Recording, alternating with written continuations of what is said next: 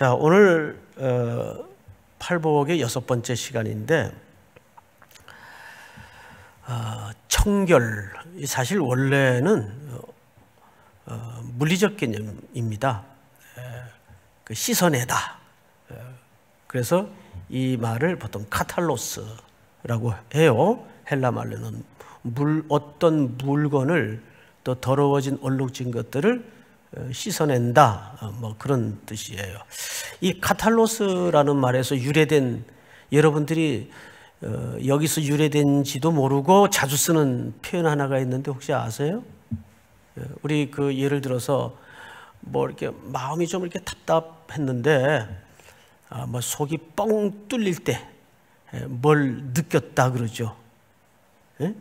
마음이 답답했는데 지금 이렇게 귀한 찬양 같은 걸 들으면 우리가 일반적으로 그냥 믿는 사람이다 안 믿는 사람이다 하는 얘기가 있어요.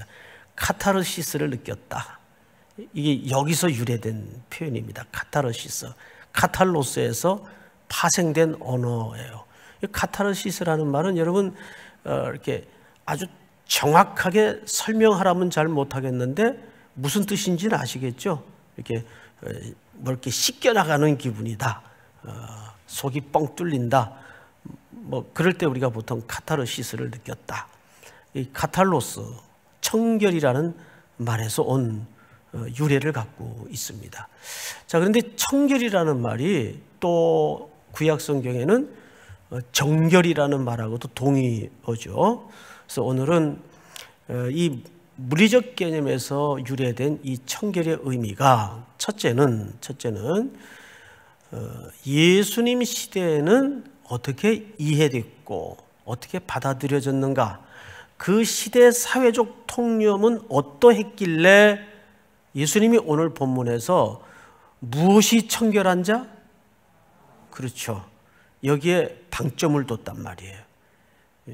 예수님이 강조하고자 했던 것은 청결 그 자체도 중요한 메시지지만 마음이 청결한 자에 관심을 갖고, 마음이 청결한 자는 그 다음에 뭐라고 말씀하셨죠? 저희가 뭘 볼 것이며, 그렇죠, 하나님의 나라 또는 하나님을 볼 것이며, 이렇게 표현을 했어요. 그래서 오늘은 첫째, 그냥 청결이라는 주제를 뛰어넘어서 마음이 청결한 자가 무엇인가, 또 도대체 하나님을 본다는 게 이게 이 당시 개념으로는 어불성설인데 도대체 어떻게 하나님을 본다는 것일까, 이 두 가지 주제를 가지고 성경의 근거를 찾아서 청결의 세 가지 조건을 하나하나 설명을 좀 나누겠습니다. 우선 이 당시 대표적인 분파가 바리새파, 사두개파, 그리고 바리새와 같은 아류인 서기관들이 있었어요. 이들은 유난히 정결의 문제에 대해서 무슨 그 신경쇠약증에 걸릴 정도로 엄중했습니다. 그래서 그들은 어디 들고 날 때 이 손발을 씻는 것이 철저했어요. 요즘은 씻어야 됩니다. 요즘은 안 씻으면 안 돼요. 씻어야 돼요. 근데 문제는 예수님이 그 씻는 것 자체를 뭐라 한 적이 없어요. 문제는 겉만 씻었다 그 말이에요. 이걸 오해하시면 안 돼요. 예수님은 그 씻는 것 자체를 뭐라 하신 것이 아니라 그것만 씻었다 그 말이에요. 그 씻는 정결의 예식에 담아진 의미로까지 유대인들이 들어가지를 못했던 거죠. 그러니까 예수님의 제자들이 손을 씻지 않고 음식을 먹으니까 달려들어서 막 힐라를 했죠. 어떻게 당신의 제자들은 손도 발도 씻지 않고 어떻게 음식을 먹을 수가 있느냐. 요즘은 그래야 됩니다. 이 방식이라는 것은 시대마다 원리가 바뀌기 때문에 적용은 얼마든지 달라질 수가 있는데 요즘은 그래야 됩니다. 그런데 문제는 씻다 안 씻다가 중요한 관심이 아니고 그 씻어야 되는 의전의 속뜻을 도대체 알고 있느냐 그 뜻이에요. 그래서 예수님은 이렇게까지 말씀을 하시면서 이들의 그런 비틀려진 그 반쪽짜리의 의식을 고발하신 적이 있어요. 제가 읽겠습니다. 화 있을진저. 이 자막이 혹시 준비됐나요? 네, 준비됐군요. 예, 한번 제가 읽겠습니다. 화 있을진저 외식하는 서기관들과 바리새인들이여 잔과 대접의 겉은 깨끗이 하되 그 안에는 탐욕과 방탕으로 가득하게 하는도다. 눈먼 바리새인이여 너는 먼저 안을 깨끗이 하라. 그리하면 겉도 깨끗하리라. 우리 다음 절 다 같이 시작. 화 있을진저 외식하는 서기관들과 바리새인들이여 회칠한 무덤 같으니 겉으로는 아름답게 보이나 그 안에는 죽은 사람의 뼈와 모든 더러운 것이 가득하도다. 이와 같이 너희도 겉으로는 사람에게 옳게 보이되 안으로는 외식과 불법이 가득하도다. 이 구절을 꼼꼼히 우리가 헤아려 보면 예수님이 겉 깨끗하게 하는 것을 나무란 적이 없어요. 왜 너희들은 그것만 하느냐 그 뜻이에요. 그래서 요즘 우리가 이런 메시지를 들을 때마다 너무 우리 자신을 돌아보기 좋은 시간입니다.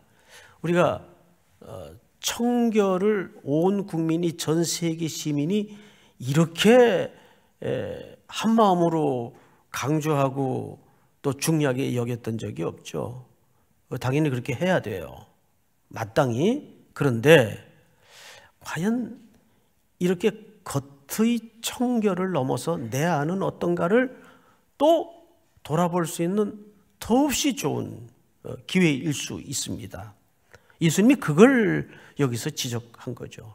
그래서 이 당시에는 그 세례 요한이 몸담았던 에세네파들이 빠져나갔어요. 우리는 이런 삶은 안 되겠다 싶어서 그들은 아예 일상의 삶을 분리시켜서 광야로 들어갔죠. 그래서 쿰난 공동체를 형성하게 됩니다. 그리고 그들은 가장 중요하게 여겼던 게 정결 예식이에요. 그런데 놀랍게도 그들의 생활을 이렇게 돌아보면 그들의 정결 예식의 첫 번째 근본 정신이 뭔지 아십니까? 나를 깨끗하게 하기 위해서가 아닙니다. 공동체를 깨끗하게 하고 남의 배려 차원에서 자신을 깨끗하게 한 거예요. 그러니까 바리새인과 서기관들보다는 훨씬 낫죠. 이 에세네파는 오히려 어떤 의미에서는 정반대의 삶을 지향했던 아주 중요한 연구 대상입니다. 자, 그런데 예수님은 오늘 예수님이 말하고 싶은 정결의 의도가 있었어요. 그래서 예수님이 말씀하시고 싶었던 청결의 세 가지 조건은 뭘까를 우리가 좀 지금부터 하나하나씩 들여다보도록 하겠습니다. 첫 번째 야고보서 4장을 좀 띄워주실까요? 네.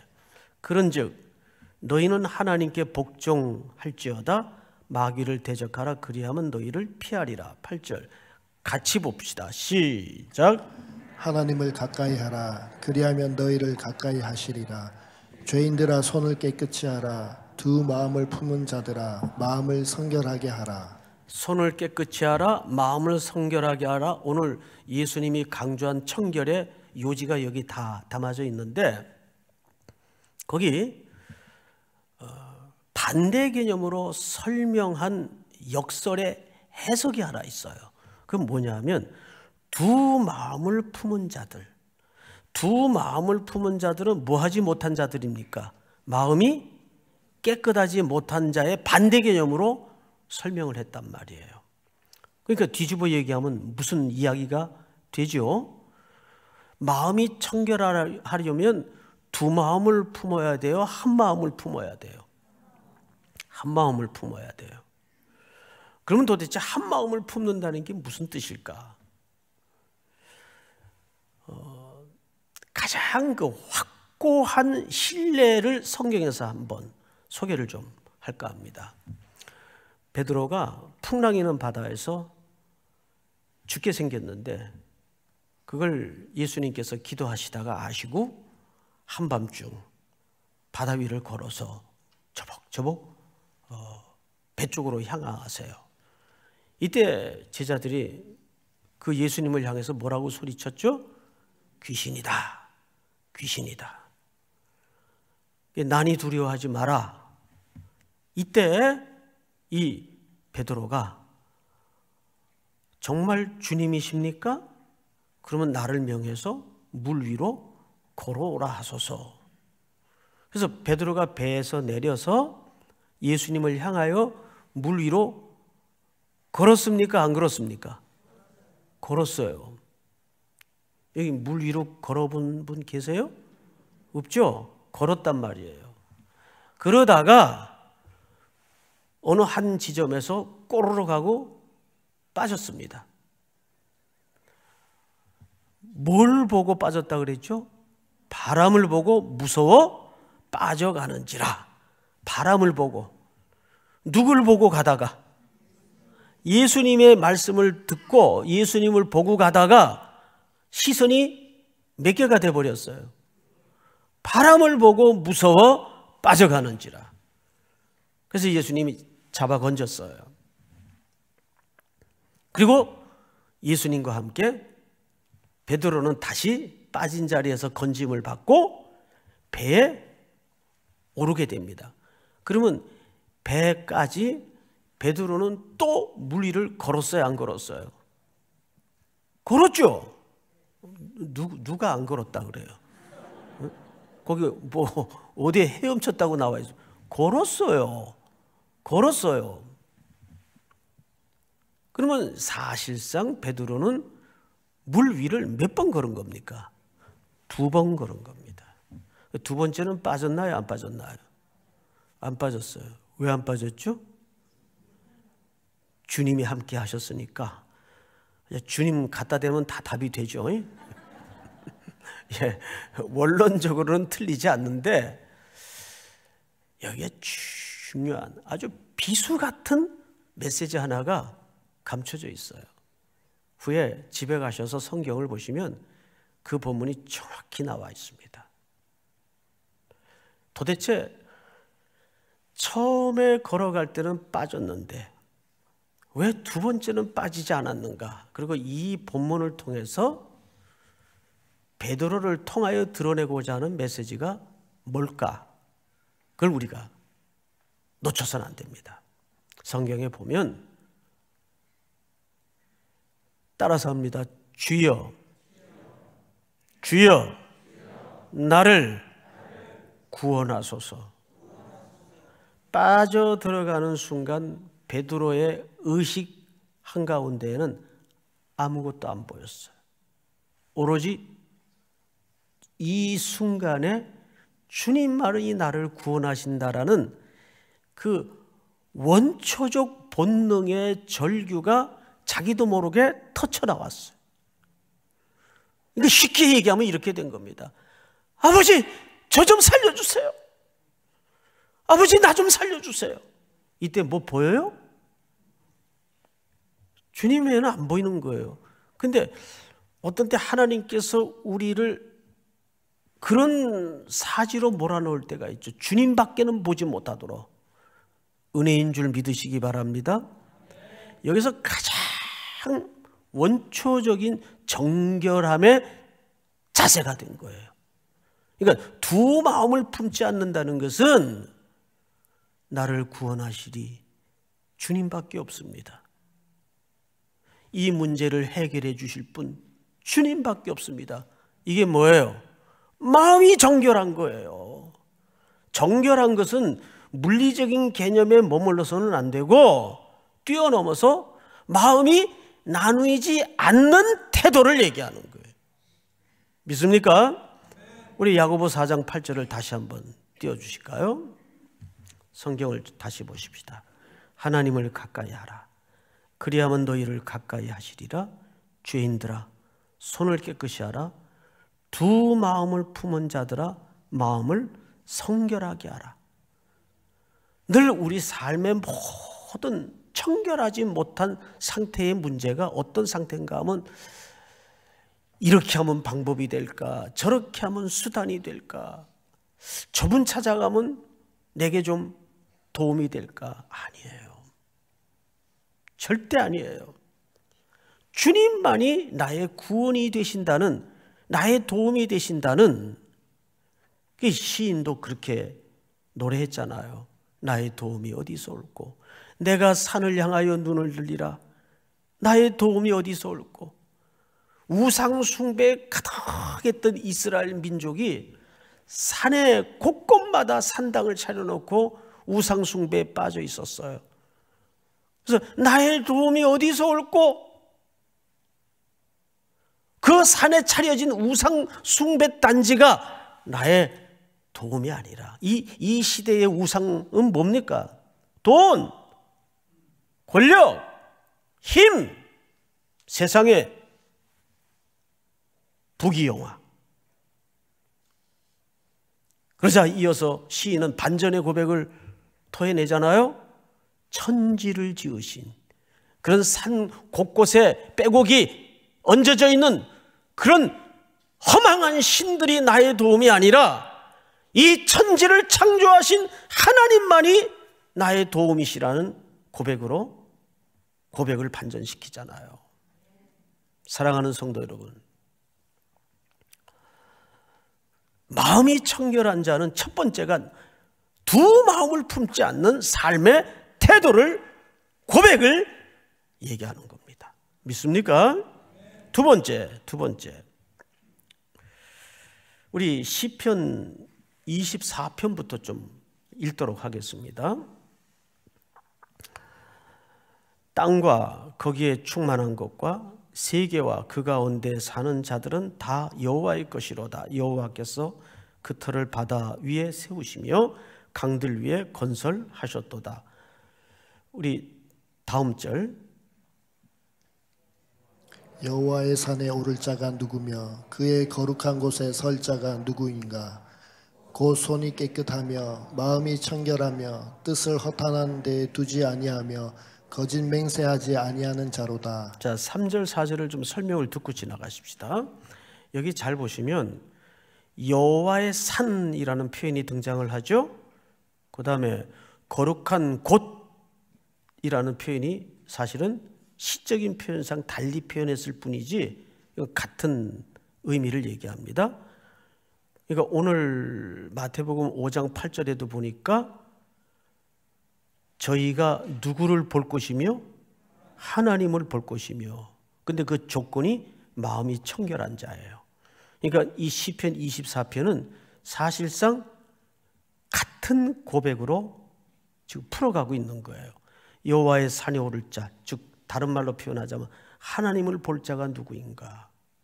그 성소에 들어가야 볼 거 아니에요. 그 성소에 들어갈 자가 누구인가? 곧 손이 깨끗하며, 이 손에 대해서 나중에 좀 설명을 따로 드릴게요. 또 마음이 뭐하며? 청결하며 뜻을 허탄한 데 두지 아니하며 거짓 맹세하지 아니하는 자로다. 5절. 그는 여호와께 복을 받고 구원의 하나님께 무엇을 얻으리니? 의를 얻으리니. 그러니까 이 의는 다른 말로는 무엇으로 여기 표현했네요? 복. 그러니까 의는 내가 의로워진다고 의가 되는 게 아니에요. 의는 주어지는 것이에요. 믿습니까?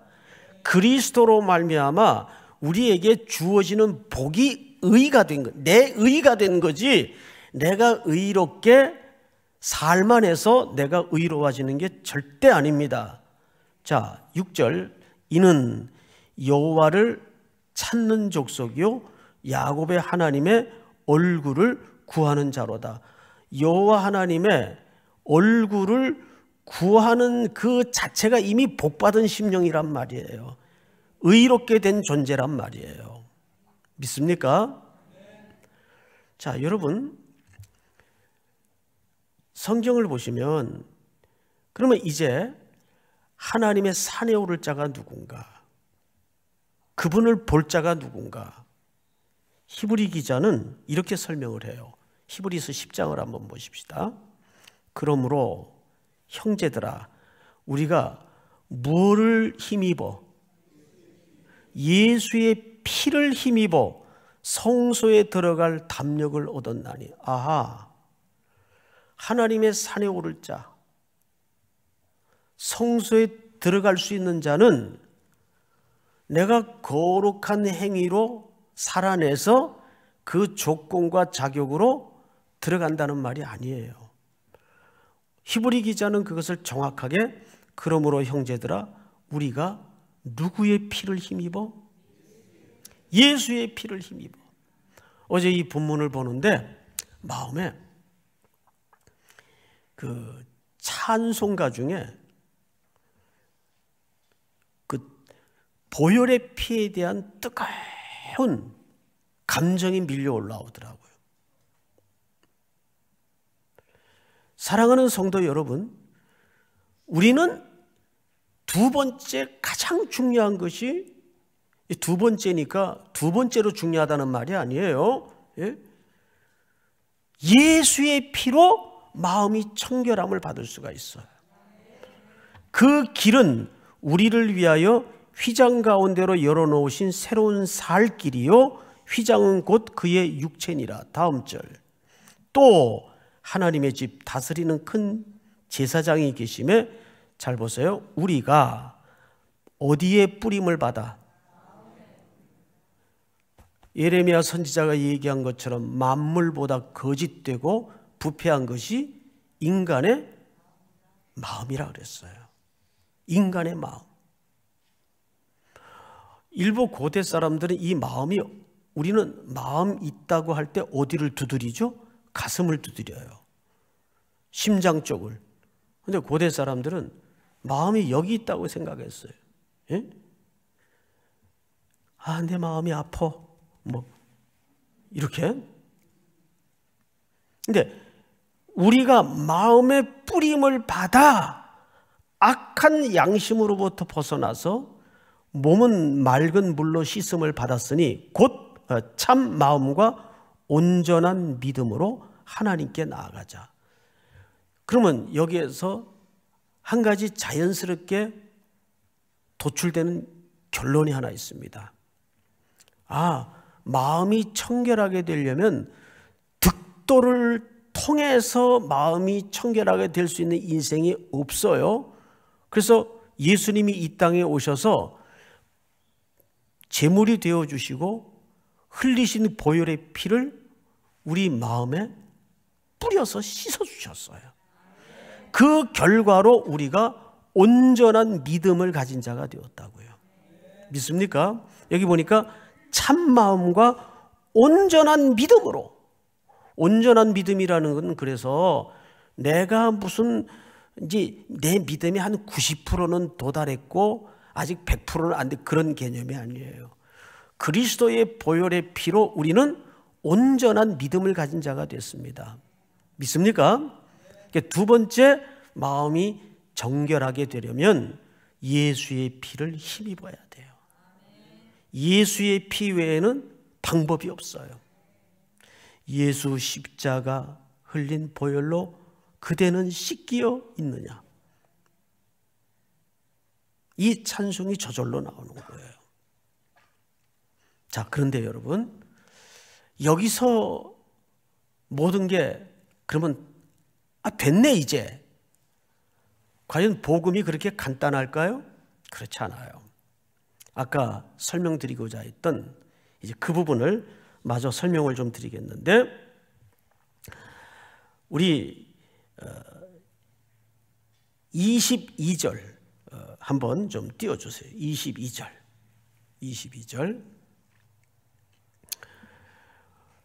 예, 우리가 마음의 뿌림을 받아 악한 양심으로부터 벗어나고 몸은 맑은 물로 씻음을 받았으니 참 마음과 온전한 믿음으로 하나님께 나아가자 그렇게 돼 있어요. 그러면 여기서 온전한 믿음이라는 것은 삼중적인 메시지가 있다는 거죠. 우리는 이미 이제 믿게 됐습니다. 예수의 뿌려진 흘리신 보혈의 공로로. 그러면 그 믿음이 천성에 이를 때까지 완성되려면 어떻게 해야 돼요? 여호와의 성산에 오를 자 누구인가? 그 손이 깨끗한 자로다 그랬습니다. 손이라는 것은 주로 뭘 설명할 때 성경에 표현되죠? 이거는 우리 삶과 행위를 설명할 때 손이라는 기능이 등장을 하게 돼요. 그럼 뭘 여기서 설명하는 겁니까? 예수님이 서론 부분에서 바리새인과 서기관들의 그런 겉만 청결하게 하는 그 이중적 삶의 태도에서 신랄하게 비판했던 가장 굵은 이유가 뭐였어요? 그 속은 악하고 더러운 것들이 가득했기 때문에. 이거를 일찍이 이사야 선지자가 이렇게 고발했죠. 자, 너희가 손을 펼 때에 내가 내 눈을 너희에게서 가리고 너희가 많이 기도할지라도 내가 듣지 아니하리니 이는 너희 손에 뭐가 가득함이라? 피가 가득함이라. 대체 왜 손에 피가 가득했다는 말일까요? 손이 깨끗하지 않아요. 이스라엘 백성들이. 다음 절 같이 읽읍시다. 시작. 너희는 스스로 씻으며 스스로 깨끗하게 하여 내 목전에서 너희 악한 행실을 버리며 행악을 그치고 선행을 배우며 정의를 구하며 학대받는 자를 도와주며 고아를 위하여 신원하며 과부를 위하여 뭐하라? 변호하라. 이 전부 뭐에 해당하는 덕목들이 열거된 걸까요? 그들이 늘 하나님께 손을 펼쳐요. 그 말은 제의적 행동과 태도에 대해서는 어느 민족보다도 열심이다 그 말이에요. 우리 15절을 다시 한번 돌려주세요. 너희가 손을 펼 때에 그 말은 그들이 제의적 제사를 드릴 때 그 말이에요. 헌금도 하고 예배도 꼬박꼬박 나오고 중요하죠. 그래야 되죠. 그런데 정작 문제는 그 제의적 현장을 떠나면 여전히 그 손에 피가 가득한 삶을 끊어내질 못하는 거예요. 이게 뭐죠? 이거는 온전한 믿음으로의 순례자의 걸음들이 아니라는 거예요. 그래서 우리는 정리를 하자면 첫 번째 청결의 조건이 뭡니까? 두 마음을 품지 않는 거예요. 두 번째 청결의 조건이 뭡니까? 예수의 피를 힘입는 거예요. 마지막 마침표와 같은 세 번째 청결의 조건은 그 손이 깨끗한 자입니다. 즉 온전한 믿음의 행위를 일상의 삶으로 돌아가서 그대로 순종에 펼쳐낼 수 있는 조건을 얘기하는 거죠. 믿습니까? 오늘 이 말씀이 다시 한번 심령이 청결한 자, 마음이 청결한 자가 되어서 우리가 그런 공고한 현장에 누구의 얼굴을 볼 수 있는 거죠? 하나님의 얼굴을 볼 수 있는 거죠. 그래서 이런 공고한 자들의 떨구어지는 눈물 속에 하나님의 얼굴이 있어요. 그 하나님의 얼굴을 오늘날 한국교회가 결코 외면해서는 안 되는 겁니다. 우리 3.1교회가 이제 수십 년의 역사를 이어오면서 그 어느 때보다도 본질적 청결로 나아가는, 물론 손발도 열심히 씻으시고, 그러나 그걸 뛰어넘어서 본질적 청결로 나아가는 복된 자로서의 당연하고 마땅한 믿음의 결실이 온 삶에 주렁주렁 맺어지기를 주의 이름으로 축복하고 축원합니다. 우리 다 일어나셔서 우리 찬송가 254장